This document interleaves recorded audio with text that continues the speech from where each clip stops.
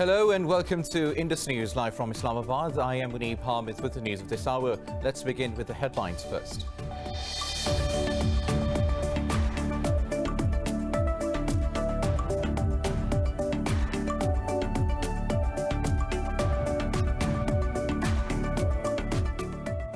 Indian troops have martyred two more Kashmiris in occupied Kashmir's Shopian district. The youths were targeted during a cordon and search operation in the Sugan area of the district. The occupied valley has been under India's crushing curfew and communications blackout for the last 429 days.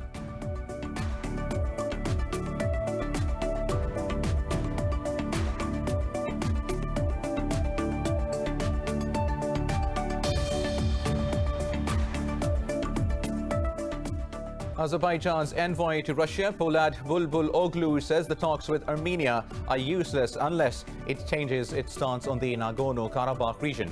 This came after Armenian Prime Minister Nikol Pashinyan offered concessions over the Karabakh region.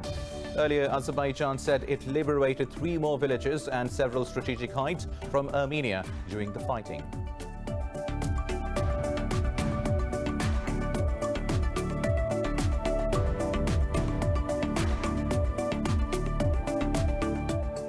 In Libya, the rival factions have reached an agreement over the selection criteria for key sovereign positions.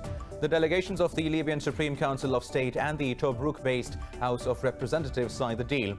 The signing ceremony took place in Morocco following the second round of talks.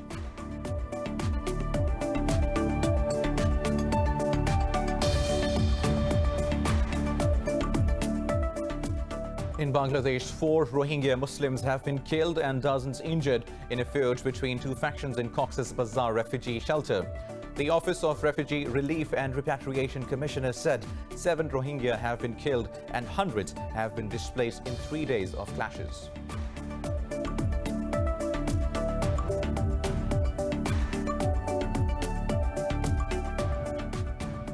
India has recorded 986 COVID-19 deaths and over 72,000 infections overnight, taking the caseload to over 6.7 million. In Pakistan, 12 people have lost their lives to COVID-19 overnight, taking the death toll to 6,535. Globally, COVID-19 has claimed over 1,047,000 lives and infected more than 35.6 million people.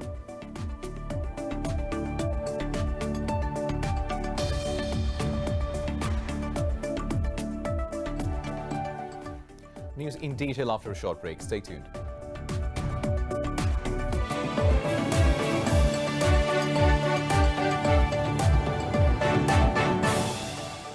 Welcome back. Now let's have the news in detail. Indian troops have martyred 2 more Kashmiris in occupied Kashmir's Shopian district. The youths were targeted during a military operation in the Sugan area of the district. The occupation troops have continued their cordon and search operations in several other areas of the territory. Yesterday, guards of a worker of the ruling BJP martyred a Kashmiri youth in indiscriminate firing in Ganderbal. The occupied valley has been under India's curfew and communications blackout for the last 429 days. Now, Pakistan's envoy to the United Nations, Munir Akram, says the Indian government is spreading Islamophobia as a state policy. Akram made these remarks while addressing the 6th Committee of the UN General Assembly in New York. He said India cannot suppress Kashmir's struggle for freedom on the pretext of terrorism. Akram said terrorism cannot be linked with any religion under UN resolutions. The envoy said Indian forces are perpetrating gross human rights violations in the occupied valley. He added New Delhi is responsible for the killing of innocent Kashmiris in Indian-occupied Jammu and Kashmir. Moving on now, Azerbaijan says talks with Armenia are useless unless it changes its stance on the Nagorno-Karabakh region. Azeri envoy to Russia, Bulbul's statement came after Armenia offered concessions over the Karabakh region. Bulbul said engaging in dialogue is useless when Armenian forces are spreading hostilities to new areas. He added Armenia is in clear violation of international laws by provocatively attacking civilian population. Earlier, Azerbaijan said it liberated 3 more villages and several strategic heights from Armenia during the fighting.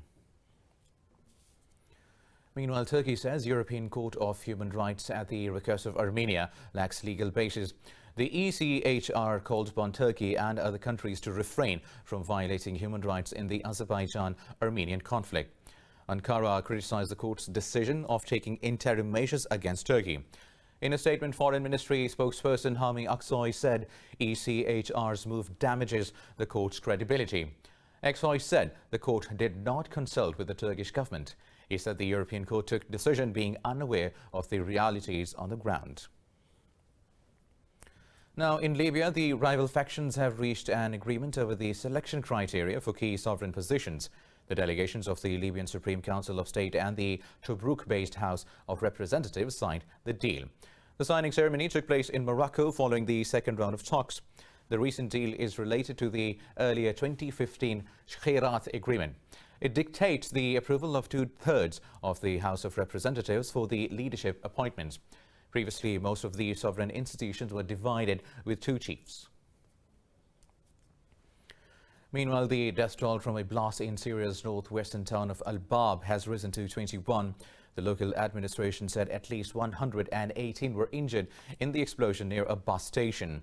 Locals say the blast occurred when a bomb-laden vehicle blew up in a crowded area in the town. No one has claimed responsibility for the bombing. In March last year, Turkey and Russia agreed to a ceasefire in Syria, but the development failed to restore peace in the country. Syria has been mired in the civil war since 2012. Now, in Bangladesh, 4 Rohingya Muslims have been killed and dozens injured in a feud between 2 factions in Cox's Bazar refugee shelter. The Office of Refugee Relief and Repatriation Commissioner said 7 Rohingya have been killed and hundreds have been displaced in 3 days of clashes.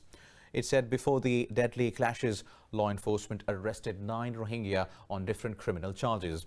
It added the army, anti-terrorism units and police are trying to bring the situation under control. A camp in charge said due to fears of clashes, 500 Rohingya families have been transferred to other shelters. The official added the families can return to their homes once the situation becomes normal. US President Donald Trump says he has ordered declassification of all documents related to Russia and Hillary Clinton. The order covers the documents related to federal investigations in Russian election interference. They also include former Secretary of State Hillary Clinton's use of a private server for government emails. President Trump said Americans have acted very slowly, while it perhaps the biggest political crime in the U.S. history. Last year, Trump gave Attorney General Bill Barr authority to declassify any documents related to surveillance of his campaign in 2016. Now, Facebook and Twitter have taken down posts from U.S. President Donald Trump for violating their rules. In a tweet, Trump suggested COVID-19 was just like the flu. Facebook took down the post but not before it was shared about 26,000 times. A spokesperson for Facebook said they removed incorrect information about the severity of COVID-19. Twitter also disabled retweets on a similar post from Trump. It added a warning label that said the tweet broke its rules.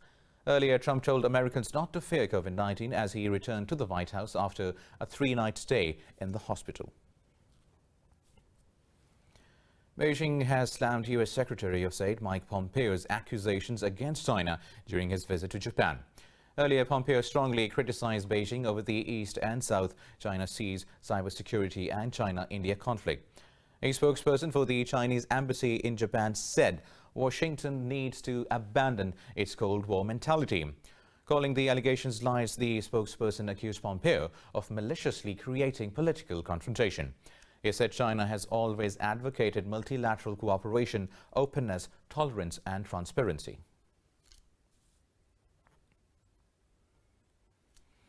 Now, India has recorded 986 COVID-19 deaths and over 72,000 infections overnight, taking the caseload to over 6.7 million. While globally, the virus has claimed over 1,047,000 lives and infected more than 35.6 million people. More details in this report. With the second wave of the virus stalling hopes of any economic revival, the IMF has once again warned of an absolute crash of the global economy. In Latin America, Brazil registers the highest daily new cases in almost a month, while Argentina has reported the world's highest rate of positive cases. In the United States, the virus is spreading further among President Donald Trump's contacts, as over a dozen of his top aides contract the virus. Over in Asia, COVID-19 continues to overwhelm already devastated India. Wastelands in India are being cleared to add space for graves in the capital's oldest cemetery. The land that was allotted to us in this graveyard, all of that land has been filled up. After a meeting with the authorities yesterday, we were allocated some more land.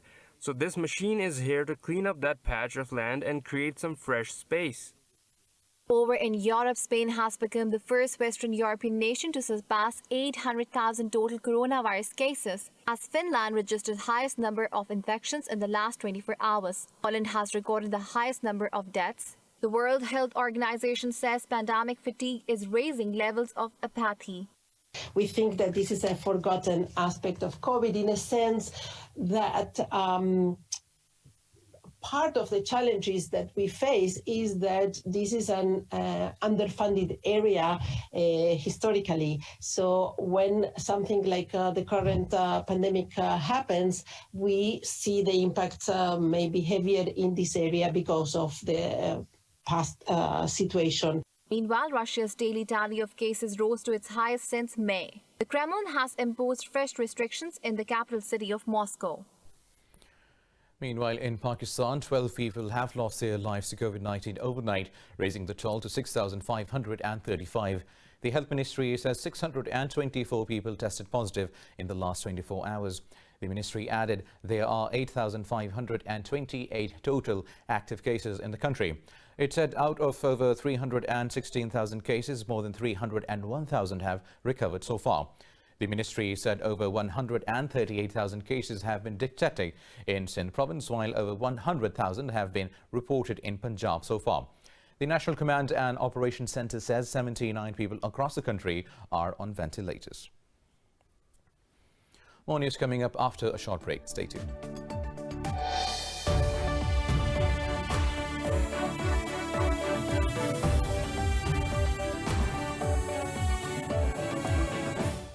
Welcome back. Now moving on with the news stories. Germany says it will discuss with partners what action to take against Kremlin critic Alexei Navalny's poisoning. The global chemicals watchdog has confirmed Navalny was poisoned with a nerve agent with the Novichok family.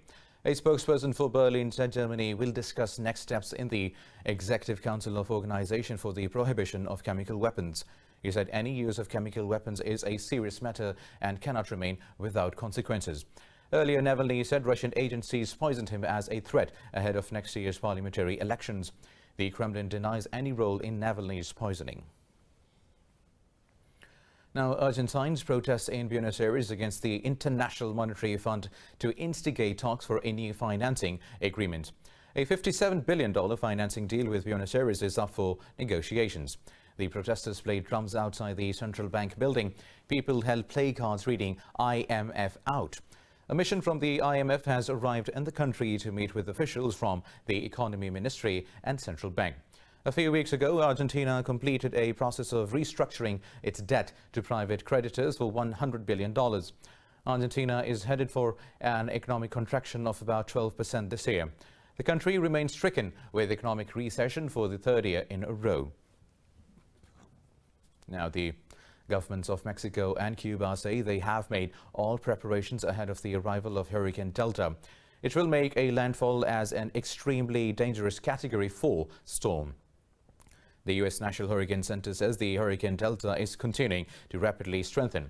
It says the hurricane is bringing maximum winds of 130 miles per hour with water level rising by 9 feet.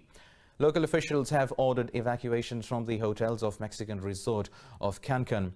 The Mexican government issued a hurricane warning from Tulum to Zelam towns. Now, a trio of a British, an American and a German scientist have won the 2020 Nobel Prize for Physics.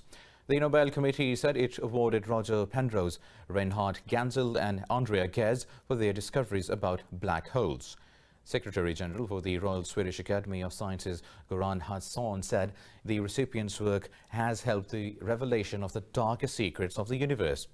British physicist Penrose has been rewarded for discovering that black holes are a robust prediction of the general theory of relativity. American astronomer Gaz and German astrophysicist Genzel were jointly awarded. They made a novel discovery of a supermassive compact object at the center of our galaxy. Nobel Prize winners are given a Nobel Diploma, medal and prize money of more than $1.1 million. Now, a desert sculpture museum in northwest China has become a hot travel spot during the national hurricane holiday. The museum is located in Suwu Desert Scenic Area in Gansu Province. Details in this report. China is on the move again as hundreds of millions of people are enjoying their National Day holiday. The country's first desert sculpture museum is attracting thousands of tourists. The museum covers an area of about 70 hectares with a total investment of about 120 million yuan. At present, the museum is home to 102 sculptures featuring modern and contemporary elements. Standing in the vast desert, the sculptures show a strong artistic appeal and visual impact. Tourists from across China have thronged to see the Desert Museum. Minchin County had held several international desert sculpture creation camps and invited domestic and foreign artists to create sculptures.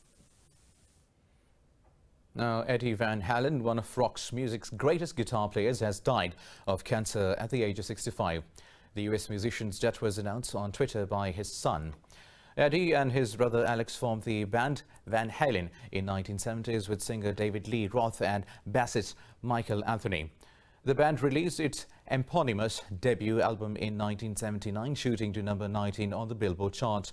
Halen and his brother remained constant, appearing on 12 studio albums, selling tens of millions of copies. Van Halen became one of the biggest rock acts with hit songs. Eddie Van Halen's pioneering virtuoso technique made him one of rock's top guitarists.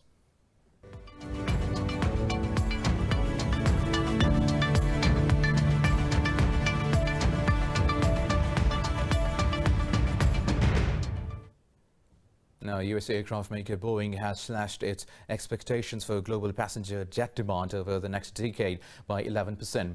This shows an estimated $200 billion lost to the industry in revenue as airlines shrink fleets. Boeing has cut the demand forecast for the first time since the 2009 crisis. Boeing's vice president said the pandemic has dramatically impacted the industry. He said it will take a minimum of 5 years for the industry to recover.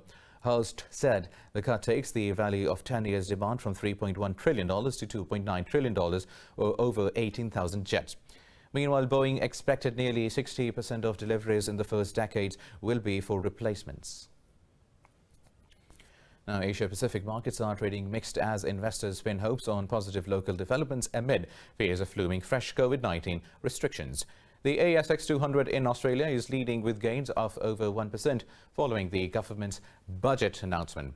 Hong Kong's Hang Seng Index recovered almost 1% from an earlier slip. South Korea's Kospi has also advanced marginally, but Japan's Nikkei 225 and the Topix Index shed fractionally. Markets in China are closed for a holiday.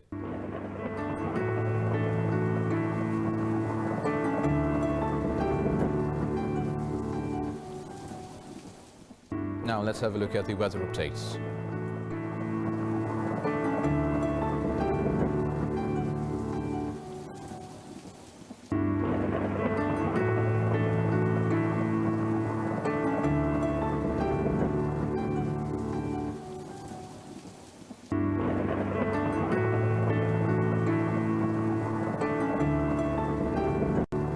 Well, that is all for now. For the latest updates, you can follow us on social media at indus.news. Take care.